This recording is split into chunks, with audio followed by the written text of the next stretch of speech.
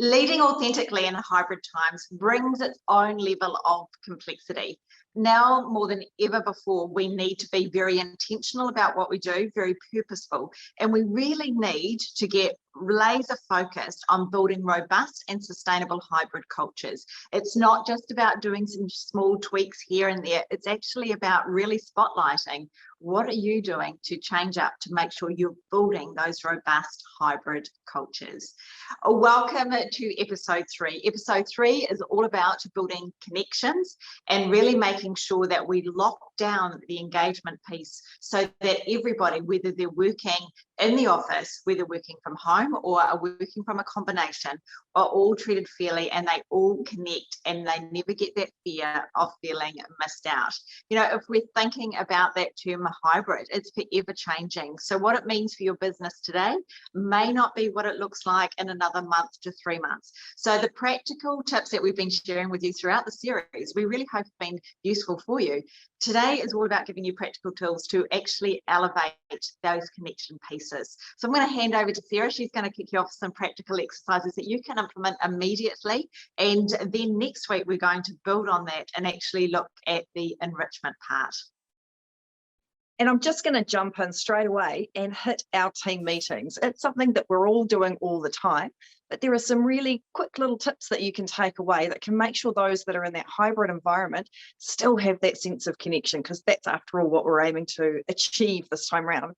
And the first one always is around getting your tech right. And I know most of us are familiar with many of our platforms, but sometimes we might need to just revisit what we're using, just tailoring it to make sure it's fit for purpose.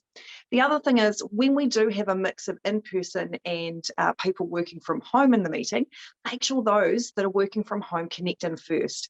It gives them the opportunity to connect with each other, which they may not have had the chance to do, and then also engage with the other people who are actually in a room as well, which then brings me on to the layout of the people who are in the room. Now, just remember, when we're in those environments, we can't always see everybody in the meeting. So make sure everybody is visible. And for those that are on the call or from home or in a different space, that the videos are on. There's nothing like being able to see the body language of what's happening with people to pick up on those connection cues along the way and potentially rectify or change something up as you're moving through the meeting to keep everybody engaged. The other one I want to have just a quick chat with you about is water cooler chats. We all love a good chat around the water cooler, but you can still do this in a hybrid environment.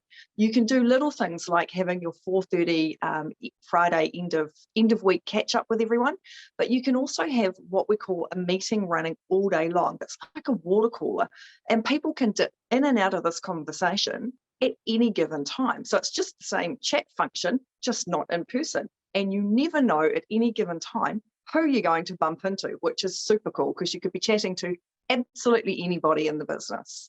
And last but not least is certainly around how we still do team events when we're in this hybrid environment. I heard this amazing, I was in a webinar recently and heard this amazing story about a business that still ran their annual team event for their team, but did it in a hybrid environment. So most people are actually working from home, and they just changed up a few of the fun interactive activities.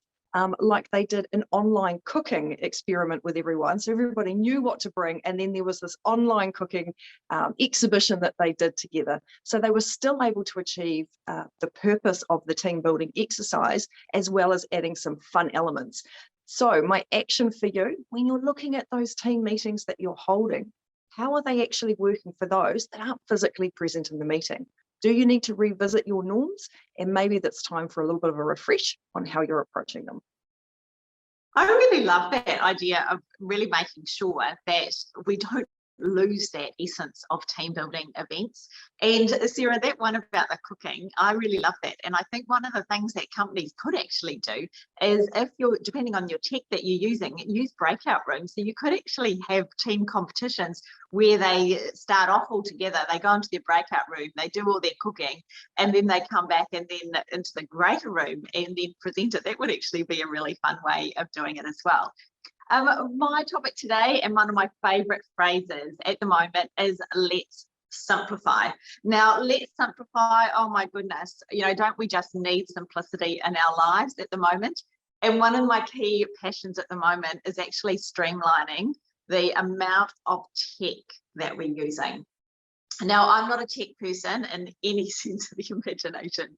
However, what I am feeling myself, and I know Sarah's hearing it from clients, and I'm hearing it from clients as well, and that is the sheer level of overwhelm where people are thinking that to create good engagement, we need multiple tech. We need to be using it all of the time. But our challenge to you is actually do a little bit of an audit of what tech are you using, because what we're finding is that a lot of people are a little bit tech fatigued and tech overwhelmed. They have multiple chat channels going. You know, they're using the Slack, and they're using Teams, and they're using all sorts of different mechanisms to actually communicate with each other. But what's happened is that we're using so many different platforms for so many different projects that people are actually communicating sometimes less.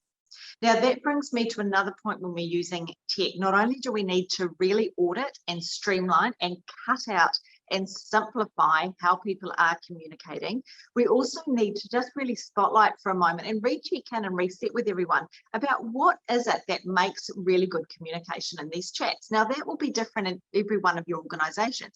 However, one of the things that I would really recommend that you look at and create a good discipline around is that when somebody puts something into chat, it's always acknowledged. Now, what quite often happens, and Sarah talked about the water cooler scenarios, and that is so good. And when we think about it, when people are chatting around the office, they're getting feedback, right? They're getting visual cues, they're getting verbal cues, and they know that their message has landed, it's been received, and it's being listened to. But in the virtual world, not necessarily the case. So when somebody in the virtual, when they're working from home, put something into a chat, what's happening? Are they just hearing crickets? And I'm hearing in a lot of cases, yes, they're hearing crickets. They're hearing nothing. And so what's happening is they're wondering, how has that message been received? They shouldn't need to feel like that. We need to level that playing field to really create and build those robust, sustainable cultures. And one of the techniques of doing that is when somebody, no matter who it is, puts something into chat, you quickly throw up an emoji or quickly acknowledge, yep, make a comment, or that it's been received. A quick emoji, a thumbs up, a smile, a boom, or whatever it may look like is really good to do that. Another point that I'd like to share with you, my second point, is all around making sure that you focus. When you're in a hybrid world, building sustainable cultures with great connections, it's two-way. So in every opportunity, whenever you're delivering a message, always make sure that there's a mechanism built in that you're going to get feedback back the other way. So try never to deliver a message where you deliver a message and just say any questions.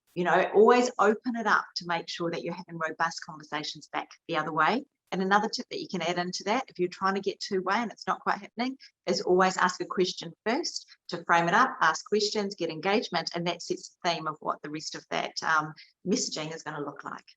And just before I hand back to Sarah, my last point that I'd like to share with you is around looking for collaboration opportunities.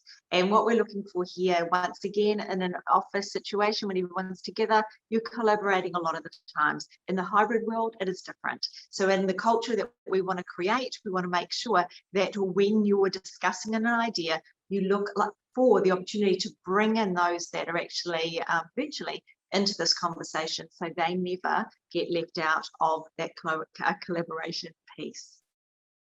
That's right. And so when we take time to really focus on what connection looks like for people and put some real meaning behind it, we can add a ton of value to how we're building connections in our hybrid environment. And hopefully we then can retain that sense of connection and belonging and actually meaning for people every single day that they're interacting with us. So we really hope you've enjoyed part 3 that we've shared with you today and a bunch of practical tips that we've put out there.